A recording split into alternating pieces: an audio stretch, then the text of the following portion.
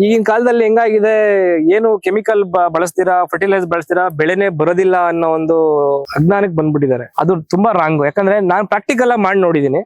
Organic ಬಳಸೋದ್ರಿಂದ ನಾವು ಏನ್ ಎಕ್ಸ್ಪೆಕ್ಟ್ ಮಾಡ್ತೀವಿ ಇದನ್ನ ನಾವು ತೆಗಿಬಹುದು. ಈಗ ನೋಡಿ ಸರ್, ಅದು ನಮ್ದು ಫಸ್ಟ್ನೇ ಗೊನೆ 22 kg ಬಂದಿತ್ತು ಏಲಕ್ಕಿ ಬಾಳೆ. ಸೂಪರ್.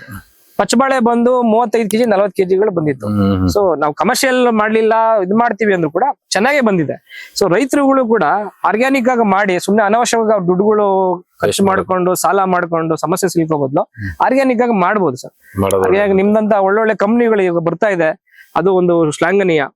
ಈ ತರ ಕಂಪ್ನಿಗಳ ಸಜೆಷನ್ ತಗೊಂಡು ಆರ್ಗ್ಯಾನಿಕ್ ಆಗಿ ದುಡ್ಡು ಕಡಿಮೆ ಮಾಡಿ ಭೂಮಿನ ಉಳಿಸ್ಬೋದು. ಇನ್ನೊಂದ್ಸಲ ಭೂಮಿ ತಾಯಿನ ಉಳಿಸ್ಬೋದು ನಾವು. ಈಗ ಈ ಜಾಗ ತಗೊಂಡು 2.5 ವರ್ಷ ಆಯ್ತು, ಒಂದು ಕಳೆ ಔಷಧಿ ಹೊಡೆದಿಲ್ಲ ಇದಕ್ಕೆ, ಒಂದು ಯೂರಿಯಾ ಆಗ್ಲಿ ಲಾಗೋಡ್ ಆಗ್ಲಿ ಏನು ಬಂದಿಲ್ಲ ಈ ಭೂಮಿಗೆ.